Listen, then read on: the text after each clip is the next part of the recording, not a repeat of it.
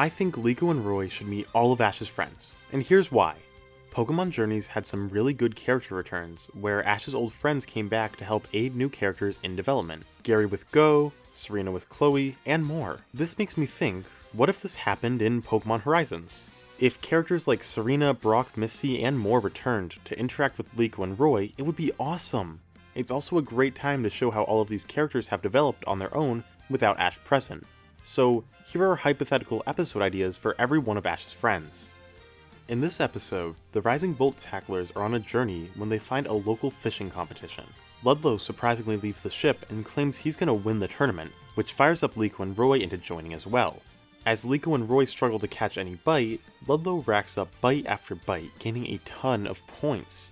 However, he clearly has competition, as a red-headed girl from across the pond is keeping up with him. The two make eye contact and vow to beat each other. When the time is up, they're tied with points and decide to battle to decide the winner. The girl reveals herself as gym leader Misty and sends out her Clawitzer. Ludlow doesn't back down and chooses his own Quagsire. Ludlow gives Misty quite the run for her money, revealing strong moves like Drain Punch or Trailblaze. But in the end, the tomboyish mermaid comes out on top, and the two shake hands with respect for each other. The Tacklers take a pit stop at a Pokemon Center to get some medicine for their ship.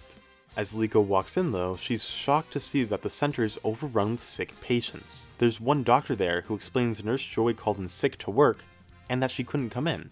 He was asked to come cover, and while he's a great doctor, there are more patients than usual, and he can't keep up. Liko calls Molly and asks for assistance, to which she reluctantly agrees. Her and the doctor, who introduces himself as Brock, work together to treat patients while giving Liko and Roy small jobs to help out. At the end of the shift, everyone is healed and the four celebrate. Only after the job is done does Brock ask Molly out, to which she rejects him deadpan on the spot. Liko and Roy laugh it off, and bid farewell to their new friend. It's summertime in the Pokemon world. Freed thinks this would be a great time to sign up Liko and Roy for a 4-day summer camp program, and they enter Professor Oak's summer camp. Each team has 3 members and 1 counselor, where the team members train and fight in various tasks. Liko and Roy are assigned to Team Pikachu, where they meet their final teammate Trace, as well as their counselor, Tracy. Roy forms a rivalry with Green from Team Eevee, who is under Counselor Gary's guidance. The teams compete in the typical programs, and the Tacklers learn a lot from Tracy. Roy and Fuecoco learn watching skills, which they use in the final race to track down and surpass their rivals. With Team Pikachu as the winners, Liko and Roy learn a lot from the experience and leave the camp. As the Tacklers journey, they run into a girl practicing beautiful move combinations outside a forest. Roy immediately runs up to her and compliments her, and she introduces herself as May, a Pokemon coordinator. May states there's going to be a contest that day, and demonstrates what they are all about.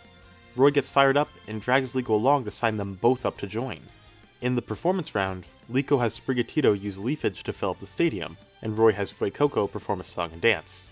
May blows them all out of the water with Delcatty's beautiful Blizzard attack. All 3 move on to the battle round, where first Roy defeats Liko in a 1v1.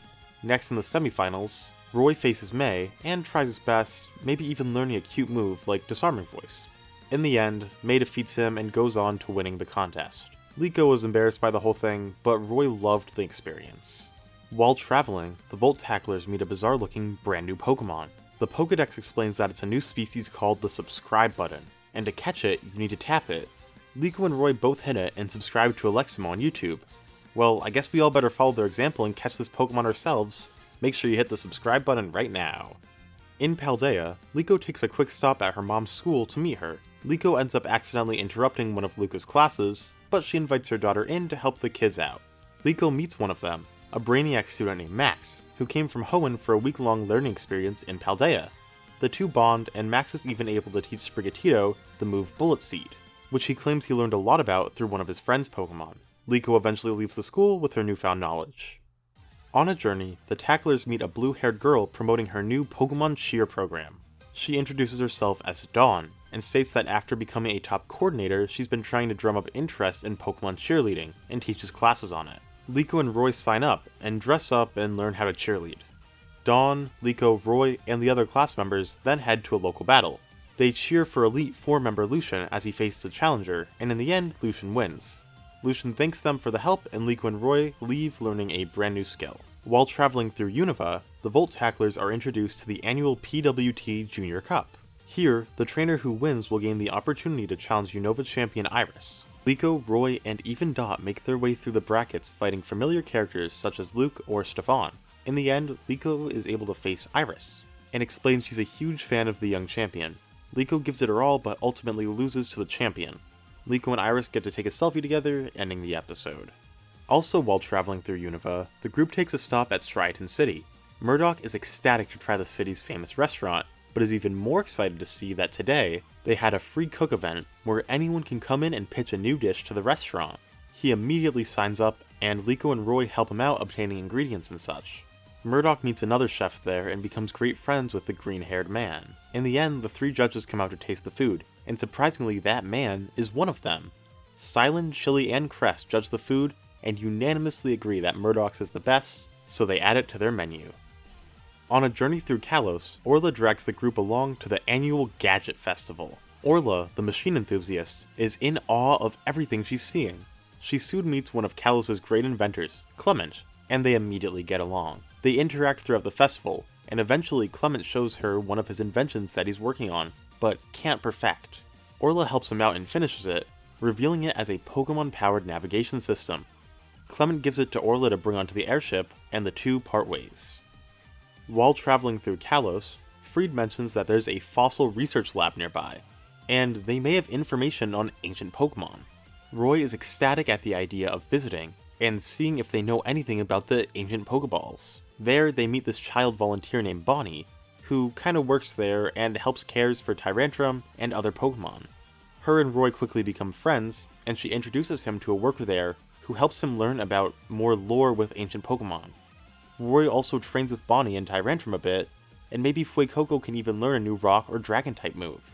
The gang takes a day off as they score tickets to the Pokemon Showcase Masterclass. In the finals, the reigning champ Arya faces Serena as she tries to take the throne for the second time. After a spectacular show, Serena wins and becomes Kalos' queen. Afterward, the tacklers meet up with her and learn a lot about how to make people smile, and make a new friend. As the group travels through Johto, they learn of an annual World Cup. Liko is interested in participating but doesn't have a water type, so she borrows Quagsire from Ludlow. As she fights though, she eventually comes face to face with a water expert named Lana. Quagsire puts up a great fight, but is defeated by Primarina. Afterward, Liko congratulates Lana on the win, and they talk about their journeys. Liko even gets to try out one of Lana's bubbles to explore the ocean. In Alola, the tacklers run into the annual Wella Fire Festival at Wella Volcano Park. Here, Kahuna Olivia and Kahuna in training Kiawe let Pokemon wear a special crown to grow their strength. Roy and Fuecoco wear the crown and vow to become as strong as Fried's Charizard. Kiawe becomes interested in the kid, and offers to let him train with Kiawe's Charizard. Kiawe teaches Roy lots of fire-type tricks, and Fuecoco feels more confident of eventually matching Fried's Charizards in strength. While in Alola, Fried decides to take a pit stop at the Aether Foundation to see if they have any information that could help the Volt Tacklers.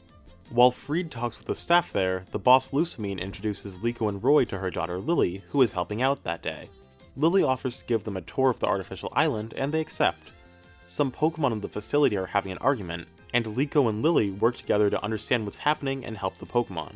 Liko thanks her new friend, and the group leaves after Fried gains the information he needs.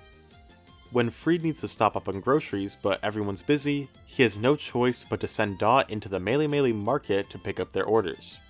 Dot wants to get it done as fast as possible and runs into the marketplace, accidentally bumping into another kid. The kid looks up from his phone and apologizes, and introduces himself as Sophocles. The two quickly realize they're both developers, and Dot surprisingly makes a friend. Sophocles shows her the program he's working on, and she offers insight to help with it. They finish the program, and Dot returns to the airship late, without any groceries. The group accidentally stumbles upon Melee Island's annual pancake race. Before the competition, they run into the restaurant supplying pancakes for the race, where they meet a girl named Mallow. She tells them all about the race, and Liko and Roy decide they'll both win. During the race, they try their best, but Zarina's nimble movements are perfect and she easily blows past everyone and takes the win. The kids congratulate Mallow and eat pancakes with her. In Kanto, the Volt Tacklers stop in Vermilion for some research. Fried heads to the Cerise Institute and meets up with the professor to discuss. Liko and Roy then meet Go and Chloe there, and the four of them tour the Cerise Park.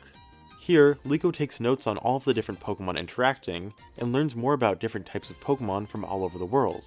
Chloe and Roy also bond over leaving their homes to travel the world. And here we are at the end of the video, so thanks for watching and I really hope you enjoyed it. Tell me in the comments what your favorite part of the video was, or what you would have done instead.